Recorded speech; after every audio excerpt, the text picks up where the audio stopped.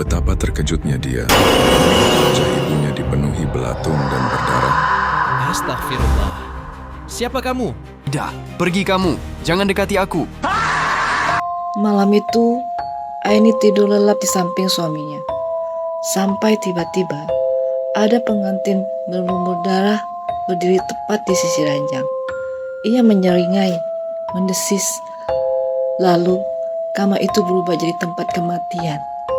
Berani lanjut? Jangan lupa like, subscribe, dan tinggalkan jejak kalian di kolom komentar. Biar kisah horor ini terus berlanjut. Di suatu malam saat semua orang sedang tidur terlelap, mendadak sesosok wanita bergaun pengantin yang tubuhnya berlumuran darah sudah berada tepat di samping Suhadi, pria yang terkena stroke itu. Sosok itu mendesis, kemudian menggoyangkan kepalanya. Dengan cepat ia langsung mencekik leher Suhadi hingga pria itu tersentak. Ronta pria itu dengan mengibaskan kedua tangannya mencari pertolongan. Aini terbangun karena sentuhan tangan suaminya, sedangkan sosok bergaun pengantin tadi sudah lenyap entah kemana. Papa, kenapa belum tidur? Tanyanya seraya menyalakan lampu di samping ranjang untuk mengecek keadaan. Aini melihat sang suami kesulitan berbicara, seperti ada yang mengganjal di tenggorokannya. Papa mau minum ya? Tunggu sebentar ya. Mama ambil air di dapur. Suhadi melihat sekeliling. Ia merasa sangat ketakutan. Ia mengapit selimut erat-erat. Tiba-tiba angin berembus dengan kencang. Sosok wanita bergaun pengantin tadi datang kembali. Kini ia membawa belati di tangan. Tatapannya sangat tajam seakan-akan ia sedang marah. Lalu dengan segera ia mendekati Suhadi dan menghujaninya dengan tusukan di sekujur tubuh pria itu. Suhadi mengerang kesakitan. Cairan merah pun sudah menggenangi ranjang yang ia tiduri.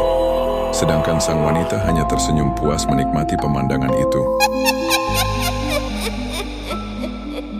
Suhadi langsung memuntahkan darah berwarna hitam dari mulutnya. Kemudian tubuhnya terguling ke lantai.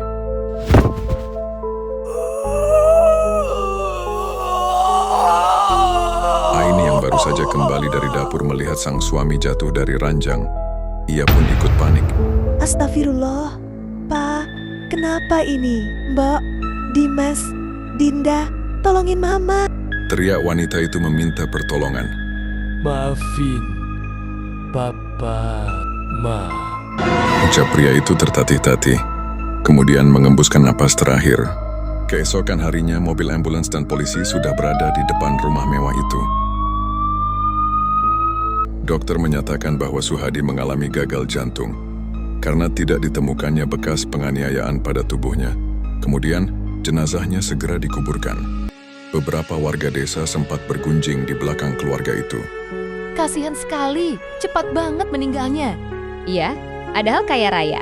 Tapi ya gitu deh, uang tidak bisa menyembuhkan penyakitnya. Entah apa yang menimpa keluarga itu. Sangat disayangkan. Gerutu mereka semua. Aini dan kedua anaknya menangis di pemakaman. Mereka sangat terpukul atas kepergian Suhadi untuk selama-lamanya. Dimas pun menangis terseduh-seduh seraya menatap ke sekeliling pepohonan di pinggir kuburan itu. Namun, netranya terhenti di salah satu pohon yang sangat tinggi. Pria itu melihat sosok ayahnya berdiri tegak di depan pohon tersebut. Papa. Sesampainya di depan rumah, Dimas tersentak karena melihat sesosok pria di lantai 2 tepatnya di kamar ibunya. Padahal jelas-jelas tidak ada pria lain yang hidup di rumah itu selain dia dan ayahnya. Dimas terbangun di malam hari, ia melihat jam pukul 11.30. Pria itu sampai lupa menunaikan ibadah salat, pergi ke kamar mandi dan ingin berwudu. Pria itu membuka keran air tetapi ternyata tidak ada air yang keluar sama sekali. Kok tiba-tiba rusak sih? Pria itu menuruni tangga dan ingin ke kamar mandi yang terletak di samping dapur. Tetapi ia dikagetkan dengan ibunya yang masih duduk di meja makan. Lalu berjalan menatap ibunya itu. Betapa terkejutnya dia. Wajah ibunya dipenuhi belatung dan berdarah. Astagfirullah. Siapa kamu? Teriak Dimas seraya berjalan mundur. Lalu wanita itu berdiri dan hendak mencekik Dimas. Tidak, pergi kamu. Jangan dekati aku. Ya Allah, Nak. Mimpi apa sih?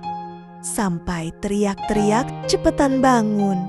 Jangan tidur di waktu maghrib. Astaghfirullahalazim. Mimpi apa itu tadi?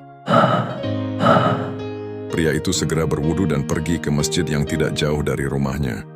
Setelah sholat, pria itu berjalan kembali ke rumah. Saat melewati sebuah kebun pisang milik tetangga, sebuah suara mengagetkan pria itu. Suara apa itu? Lagi-lagi suara itu terdengar, membuat pria berumur 27 tahun yang belum menikah itu penasaran. Ia menatap jauh ke pohon-pohon pisang yang mulai berbuah itu. Sebuah sosok yang terbalut kain putih tiba-tiba muncul dan langsung menatapnya dengan wajah. Dimas segera berlari meninggalkan tempat itu. Sesampainya di rumah, Dimas langsung menuju kamarnya dan bersembunyi di balik selimut. Tunggu di episode selanjutnya dengan judul Selalu Dihantui. Bantu ramaikan channel ini agar saya semangat melanjutkan ceritanya sampai tamat.